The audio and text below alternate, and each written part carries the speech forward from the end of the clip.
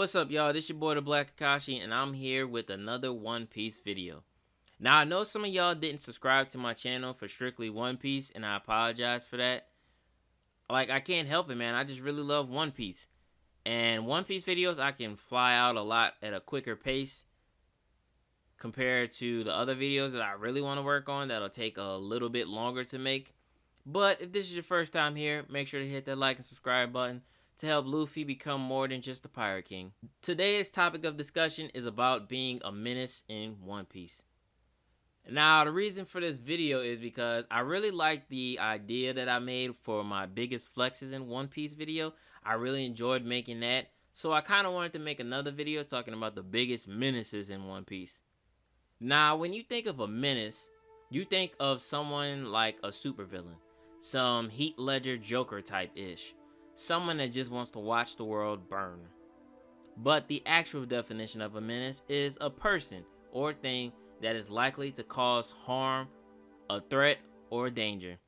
When you put it into those terms, there's a lot of people that fit that description in One Piece. The world government sees Luffy as a menace because of his ability to rally thousands of people around him with little to no difficulty and taking care of problems that the Navy haven't. But between me and you, the reason of that is already explained in Wano, but I'll leave it at that. Whitebeard could be considered a menace because of his devil fruit. He was the world's strongest man, second to Roger, and he could destroy the world with ease if he wanted to. But we know that all he wanted was a family to spend time with and enjoy being with them. But we saw how big of a menace he could have been in Marineford because nobody could stop him. But, like I said, there's multiple meanings of a menace, and there's a lot of people in One Piece that are menaces. Now, I'm going to judge this by someone that literally likes to cause chaos and mayhem for the fun of it. When you put it into those terms, the first person that comes to mind is Blackbeard. As much as Blackbeard figuratively and literally stinks, you can't deny that he is the true definition of a pirate. We would like to imagine that real-life pirates were more like Shanks, Luffy, Whitebeard, and Roger. But look up the history. They were like Blackbeard. Blackbeard has been a menace since he was with the Whitebeard pirates as a kid. What kid voluntarily doesn't sleep for 3 days straight? Exactly. He goes around collecting high bounty pirates just to get the money. He steals devil fruits that would benefit him and his crew. He used his capturing of Ace to gain the status of a warlord just to infiltrate Impel Down and get high-level pirates to join his crew. If Blackbeard was a WWE superstar, yes, I'm a huge wrestling fan as well, he would be the rated R superstar Edge. They both are schemers and hate Blackbeard. But anyway, Blackbeard has been scheming for years when he killed Whitebeard's 4th Division commander, Thatch, because he was in possession of the devil fruit that he wanted, which is the Yami Yami no Mi. This led to Ace spending the remainder of his time hunting down Blackbeard to avenge his fallen comrade. Ace finally finds him as Blackbeard was looking for Luffy, and they have a huge battle on the island of Bonaro, which led to Ace's capture. This whole chain of events led to the biggest war in One Piece history so far, which is Marineford. If you told Blackbeard when he was younger that if he did this one specific thing, that it would trigger such a catastrophic event that would end up benefiting him, he would do his say ha ha ha ha laugh and say, I bet. Whenever Blackbeard makes an appearance in the story, you know that something is about to go down. He moves with a purpose, and only if it benefits him and his crew. When it comes to being a Class A menace, Blackbeard wins that category hands down. But if you want to talk about a Class S menace, someone that just does it for the fun of it and doesn't care about anyone or anything, then no one does it better than Doflamingo. When Oda was writing One Piece, rumor has it that Oda had The Dark Knight playing in the background, and the infamous interrogation scene between Batman and Joker was happening. He heard Joker say, I'm not a monster. I'm just ahead of the curve. And suddenly, a light bulb clicked in his head, and thus creating one of the greatest villains in One Piece, Doflamingo. I promise I'm not going to say his name like that the whole time, I promise.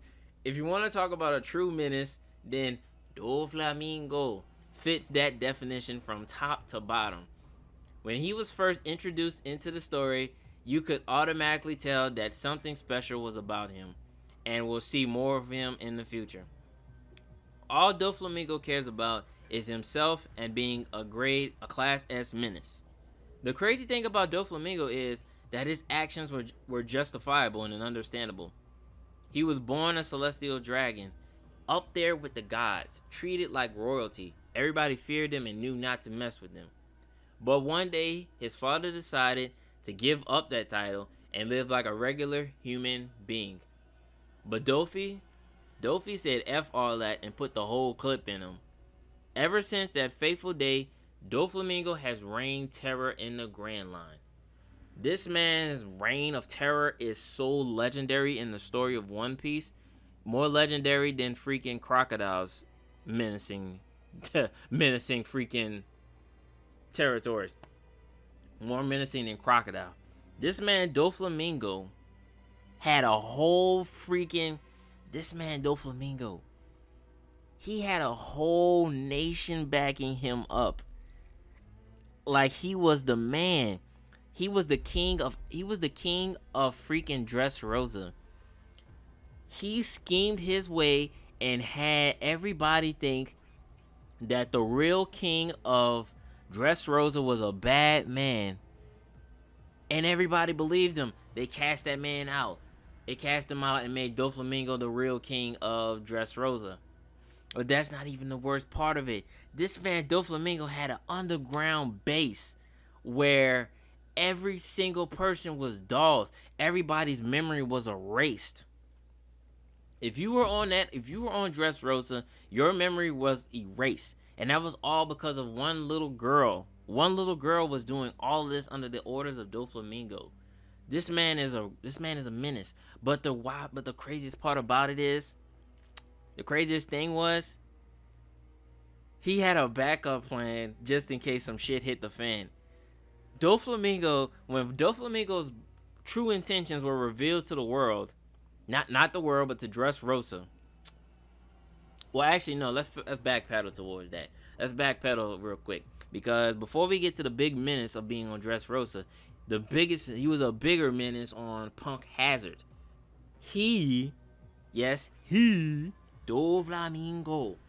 Doflamingo had an operation with Kaido, making artificial devil fruits, specifically called the Smile Devil Fruits, and he was using little kids. He's using little kids to create these artificial devil fruits, just to create a massive army for Kaido. Him and Kaido were aligning together. Were partners in crime. Bruh. The strongest beast in the world and the biggest menace in the world teaming up. Could you imagine the fathom of that? But you know what the craziest part about that team up was? Oda said that Doflamingo was originally supposed to be in Wano. So if you're an anime fan and you're a manga fan, you already know about this. But if you're an anime fan, imagine everything that you've seen so far in the Wano arc. Replace certain characters, replace King and Queen and probably Jack, replace them and put Doflamingo in that position. Yeah, it would have been game over for the Straw Hats.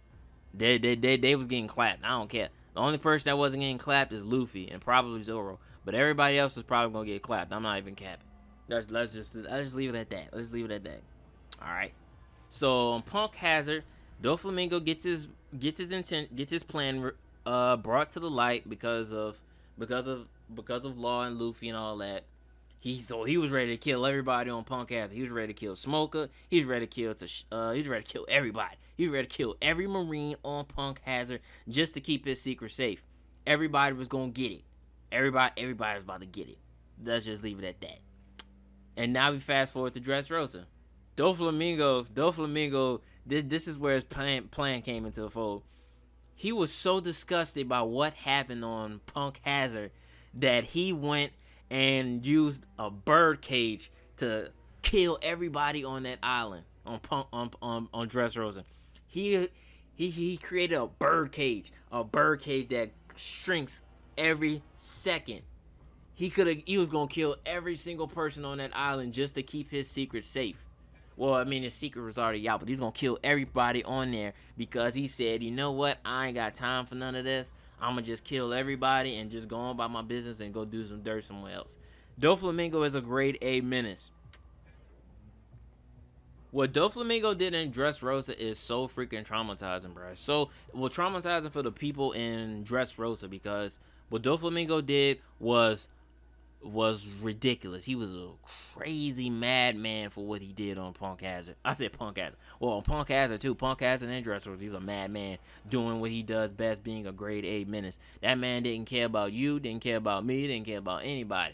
All he cared about was doing his dirt. This man, Doflamingo, is so... This is why he's nicknamed the Joker. Because he's literally like the Joker. This man, Doflamingo is sitting in jail right now. Sitting in jail. And he's got assassins on his head. I was about to curse. He got people. He got them people on him trying to assassinate him. They got my boy Magellan hemmed up, protecting that man so he don't get killed because of all the secrets he got. And if you read the manga, you know what secrets I'm talking about. All of the secrets that are related to the empty throne and all that other stuff. Doflamingo got all that knowledge because he's a former celestial dragon. Doflamingo got all that stuff, and they don't want to take any chances because they know how much of a menace he is. Doflamingo would just say certain stuff just for the hell of it. He don't care because the reign of power shifts every generation, every year. So what's the point in trying to keep it all a secret? It's gonna come out eventually. So why not let me do it? Why not let your boy, the crazy madman, do it? Why not let me do it? I was a former warlord. You know, people got my back. I had Dressrosa on lock for many years since you was a baby. So why not let me leak it out? That's literally what his mindset was. That's why I'm saying Doflamingo is Joker. Doflamingo is Joker. He ain't got no Batman, but he's Joker. Let's just say that. Now this next person is a freaking menace. Next person that's a menace, Akainu. Akainu is one of the biggest menaces in One Piece. There's a lot of biggest menaces in One Piece, but none are bigger menaces than Akainu. Akainu is a freaking menace. If you've seen Marineford, you know why that man is a menace. That man, when Batman,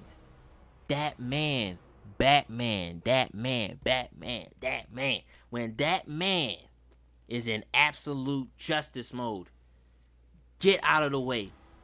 When that man was saying absolute justice, every time he said absolute justice or true justice, whatever he says in the anime, manga, whatever, whenever he said those words, that was a power for that man.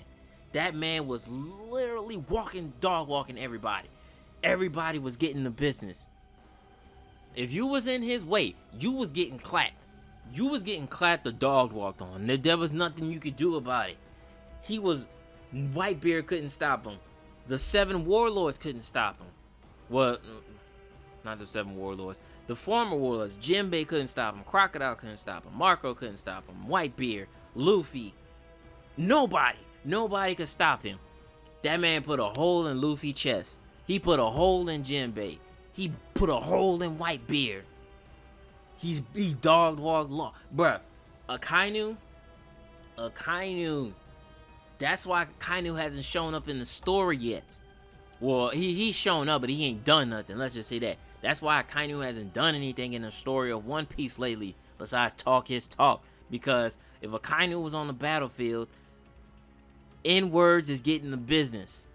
I really want to say the word so bad, but I'm so excited about talking about Akainu.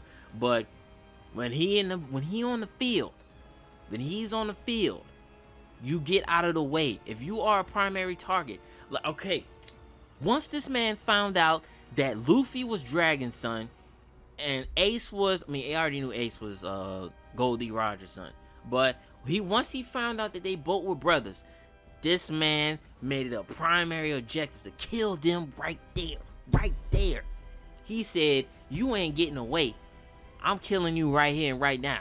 Everybody tried to stop that man, but he dog walked every single one of them. The only reason Luffy is alive, the only reason why Luffy and anybody's alive, is because of the GOAT, Shanks. Shanks is literally the only reason why any of them are still alive. If Shanks didn't pull up and stop that war, everybody would have been dead. If that man didn't show up, everybody would have been dead. He killed.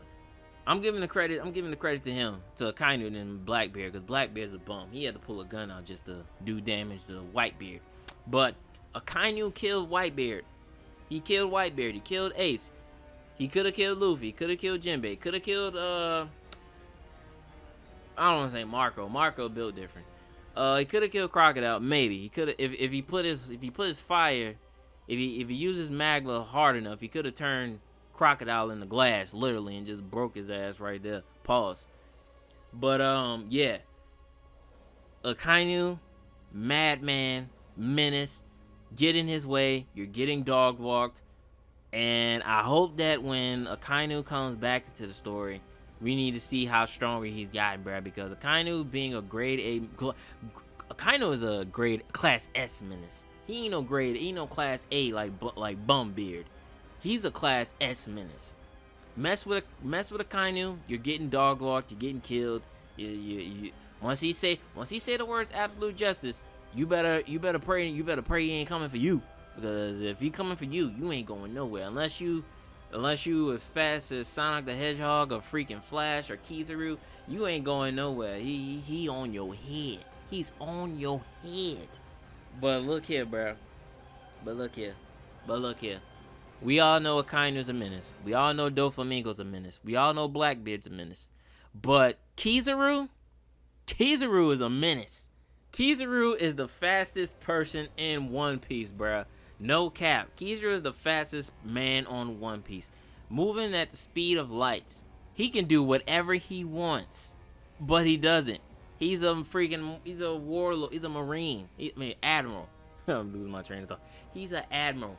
He could do whatever he wants. He can wash anybody he wants. But he doesn't, because he's a stoner. Could you imagine Kizaru on Demon Time? Serious mode? Yeah, it's game over for anybody. It's only game over for anybody in One Piece. Kizaru was a freaking menace when we were first introduced to him in Sabaody, when he fought the worst generation. I've never seen an ass whooping so brutally bad, bro. Kizaru was just chilling, just talking his talk. Like, yo, man, I'm looking for somebody. Can you point me in that direction? Nigga, shoot. Oh, man, I just said it. It's like, yo, I'm looking for somebody. Can you point me in that direction? And the whole time he's talking to him, they shooting at him and stuff. He's like, man, why y'all shooting at me for? And all he does is just lift his foot up and kicks and shoots a freaking beam at him and blows up a whole building, blows up the building right in front of him that they were running towards.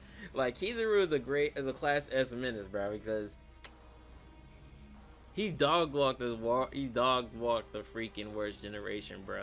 He demolished every single one of them, bro. The ones that didn't get to fight him, they were very, very lucky they didn't get to fight him, because the ones that did, they still remember that ass whooping today, to this day. Law, Hawkins, Apu, all them bums. Well, not Law, not a bum. Law didn't fight him. What am I talking about? I meant Drake. I meant Drake. That's what I was talking about. Drake remembers it the most out of everybody, because we saw what happened to him. That man got hit with the six different camera action. That man Kizaru teleported and freaking kicked him so bad that the freaking camera angle had to say, hold on, let me get a better angle of this kick. Hold on, let me fix this camera. The director was screaming, cut. Let me get a different angle. Cut. That's how bad it was. That man had to say cut numerous times just to get them angles on that boy. Like, it was so brutal. It was so brutal. He was just literally just toying with every single person on that freaking island because he literally could have killed every single one of them in a blink of an eye, literally in a blink of an eye. And it was just brutal. It was just brutal that he did that. And like Kizaru was a menace on freaking Marineford too. I mean, he didn't really do as much as he did on Sabaody, but he was still playing around with everybody because he knew he could have dropped every single one of them as well. But like my man, bro, Kizaru is a freaking problem, bro. Like if Kizaru was serious, he would literally kill every single person in One Piece, man. I don't give him the credit to Shanks though, or Ben Beckman. I mean, cause you know Ben Beckman pulled the blicky out on him. It's like, oh my, Ben Beckman, oh no. And if you're a manga reader, you know what Shanks about. And he's the right hand man of Shanks. And then people saying he equal to Shanks, and you telling me that ain't.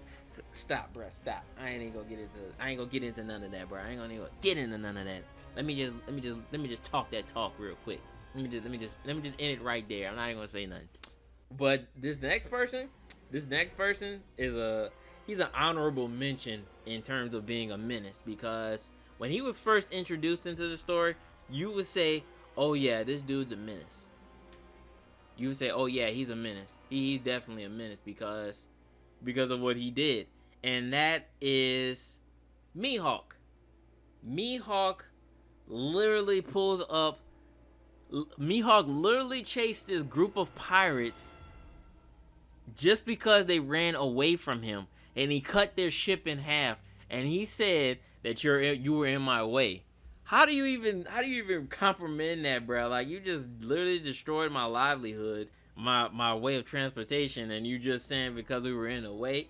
Like, man, Mihawk is ridiculous. Like, he just be going around fighting people, trying to find the strongest swordsman, just doing what he gotta do just to be him. Like, it's just ridiculous, man. Mihawk is that man, bro. Mihawk,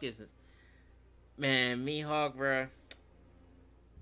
That man a menace. He just looking for fights. He looking to find the strongest. He really just be trying to chill by himself, but he just be portraying a menace, bro. Because bro. Another person that's a menace, Enel.